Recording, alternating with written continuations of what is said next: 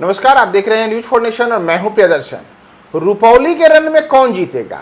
रुपौली में आज जो विधानसभा उपचुनाव के लिए मतदान समाप्त हुआ है, तो उसके बाद रुपौली में कौन बढ़त बनाए हुए है, किसके पक्ष में मतदाताओं ने अपना जनमत दिया है, और इसका फैसला भले ही 13 जुलाई को मतगणना के दिन हो, लेकिन उसके पहले अब जब मतदान समाप्त हो चुका है, तमाम प्रत्याशियों की किस्मत ईवीएम में कैद हो चुकी है।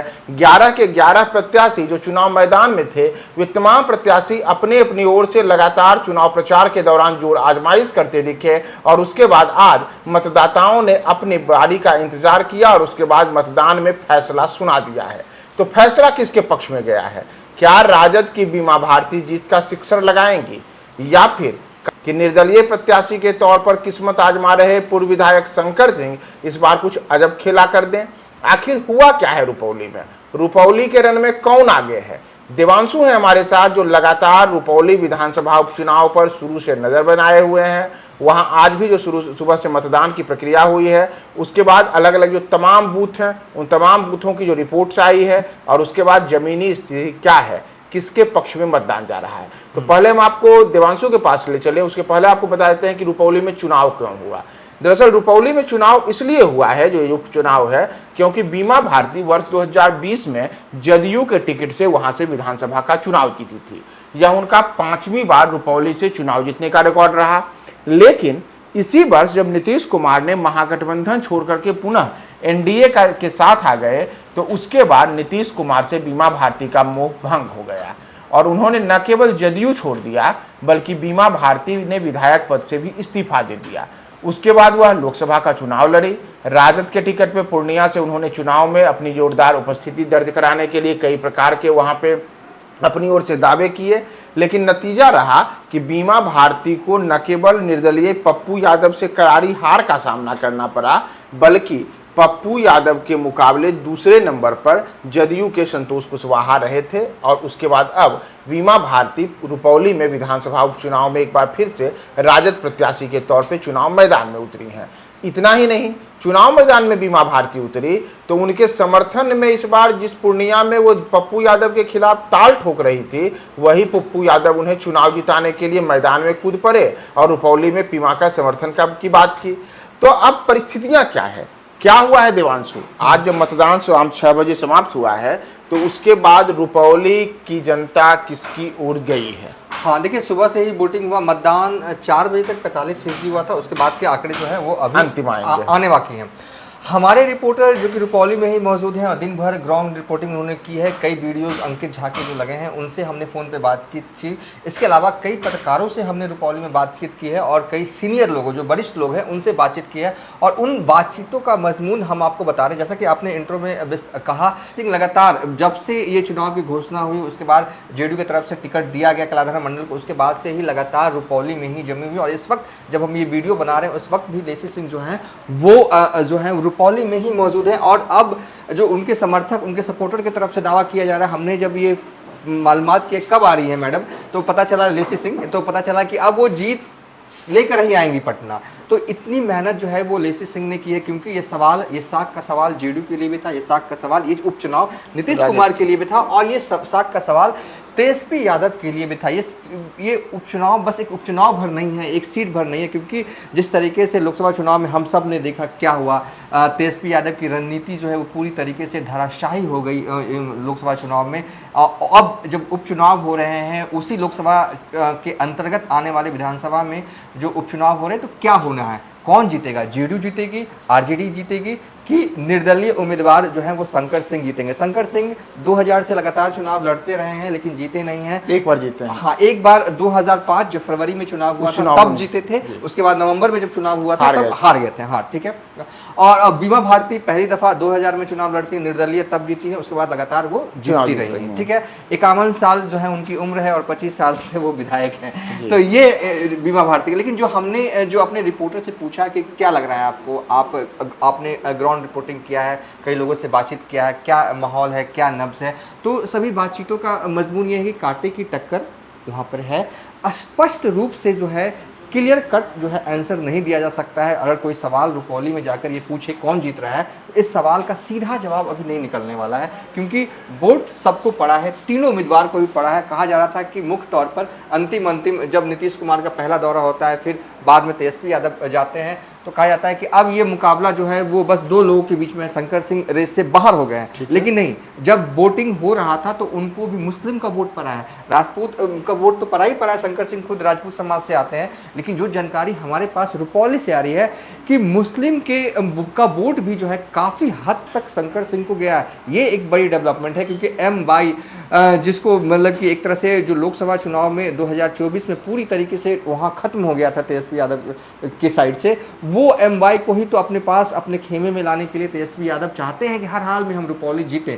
लेकिन जो सूचना हमारे पास आ रही है कि काफ़ी संख्या में जो मुस्लिम वोटर हैं उन्होंने शंकर सिंह पर भरोसा जताया है। देवांशु, यहाँ एक और, मैं पहले आपकी बात फिनिश, उसके पहले एक और बताता हूँ कि जो इस बार के लोकसभा चुनाव पूर्णिया में हुए थे, उस पूर्णिया के लोकसभा चुनाव में पप्पू यादव पूर्णिया में जिन 2 विधानसभा क्षेत्रों में पिछड़ गए थे, उसमें एक दमदाहा था। हाँ। जहां से कि लेसी सिंह चुनाव जीत करके आती हैं, और अभी आपने जैसा बताया कि लेसी सिंह लगातार जदयू प्रत्याशी की जीत सुनिश्चित करने के लिए रुपौली में कैंप की। चलिए हम वो ग्राफिक्स चला देते हैं। रुपौली में भी इसी तरीके से पप्पू यादव पिछड़ गए थे, करीब 25,000 वोटों से, 24,751, करीब 25,000 वोटों से वहां से पिछड़ गए थे। तो इन तमाम समीकरणों का असर क्या इस बार के चुनाव पर पड़ा है? देखिए, यही तो सबसे बड़ा सवाल है कि जो अगर समीकरण काम कर गया, अगर आपने कहा कि संतोष कुशवाहा वहाँ पर लीड में थे और पप्पू यादव जो है उन्हें करीब 76,000 वोट आया था, 72 कुछ वोट आया था, तो करीब 24-25 हज़ार से जो है वो पिछड़े हुए थे पप्पू यादव। अगर ये चीज़ अगर सेम एज इट इज हो जाता है तो जेडीयू के लिए एज है, यहाँ पर जीत सकती है सीट, जेडीयू की जीत सकती है। अगर वो समीकरण, देखिए पिछली बार क्या हुआ था ना कि गंगौता पूरी तरीके से मतलब उखड़ गया था, मतलब कहाँ था कुछ पता ही नहीं। अगर करीब 40 से 50 हज़ार की आबादी जो है वोटर्स के रूप में गंगौता में, लेकिन रुपौली में वो भी साथ नहीं रहा था, मतलब कि बीमा भारती के। लेकिन अगर उस बार उनके पति जेल में थे, इस बार इनके पति बाहर हैं, तो क्या, और मेरी ऑफ द बीट पटना में थे 4 दिन, तो 2-3 दिन मेरी मुलाकात हुई थी, तो उन्होंने कहा था कि हम अंदर थे तो इसलिए ज़्यादा नुकसान हुआ, हम बाहर रहते। उन्होंने ऑफ द बीट हमसे कहा था कि कम से कम मेरे समाज का वोट रुपौली में वो हमको नहीं मिला, ये नहीं होता अगर हम बाहर रहते, ये उन्होंने कॉन्फिडेंस से जो है वो कहा था। तो अगर रुपौली में क्या होता, गंगौता अगर 50% भी अगर बचा पाती है, लेकिन जो सूचना मिल रही है कि नहीं, गंगौता समाज पूरी तरीके से मतलब टूटा है, क्योंकि दूसरा अपोनेंट पार्टी जो है वो जेडीयू, कलाधर मंडल, वो भी गंगौता ही समाज से आते हैं, तो टूटा है गंगौता समाज। अब देखिए, लेकिन फिर भी अगर मुझसे कोई पूछे, सभी बातचीतों का मजमून ये है कि जेडीयू को मैं अभी भी एज दूंगा कि एज है,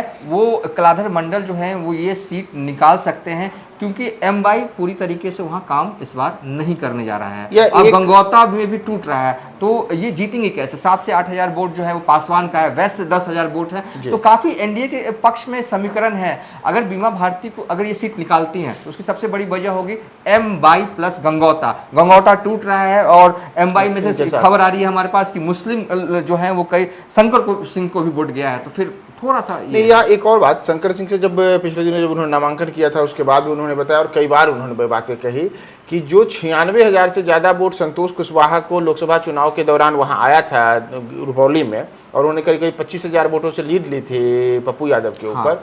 तो शंकर सिंह का दावा था कि वे वहाँ पर एनडीए के एक प्रमुख चेहरे के तौर पर एनडीए प्रत्याशी यानी कि जदयू प्रत्याशी को बड़ी बढ़त दिलाने के लिए लगातार काम किए, जिसका नतीजा रहा कि वहां पे संतोष कुशवाहा ने बढ़त बनाई। ठीक है, सही है। तो शंकर सिंह का जो फैक्टर है, क्या शंकर सिंह इतने मजबूत हैं उस इलाके में कि वो इस बार के चुनाव में कोई बड़ा उलटफेर किए हैं? देखिए, ये कहना थोड़ा ये है, लेकिन हाँ, जो आपने कहा ना कि शंकर सिंह ने लोकसभा चुनाव में संतोष कुशवाहा के लिए काम किया जी, इससे सारा पूर्णिया जानता है, सारा रुपौली जानता है ये बात। ठीक है, अब ये बात कि शंकर सिंह कितना उलट फेर जो है वो कर सकते हैं। पिछली दफा सेकंड रनर थे 2020 में, सेकंड रनर करीब लगता है 41,000 या 44,000 समथिंग वोट उनको आया था, और जो सीपीआई के उम्मीदवार थे उनको 3rd नंबर थे, यानी कि महागठबंधन के उम्मीदवार। तो ताकत तो रही होगी, ऐसा नहीं है। तेजस्वी यादव की पार्टी या तेजस्वी यादव का जो गठबंधन है महागठबंधन, वो 3रे नंबर पे था और 19,000 वोटों से जीती थी। तो ये सवाल का जवाब थोड़ा अभी मुझे लगता है कि जब नतीजे आएंगे तो बेहतर होगा। लेकिन हाँ, हमेशा से जब भी चुनाव लड़े थोड़ा बहुत इधर उधर उलटफेर शंकर सिंह करते रहे हैं। इस बार भी अगर मुस्लिम वोटर उनको दे देता है, अगर मुस्लिम 50% भी वहाँ टूट जाता है, तो कहीं न कहीं ये आसान कलाधर मंडल के लिए हो जाएगा, क्योंकि मुस्लिम की आबादी जो है वहाँ है 20 से 25 हज़ार है।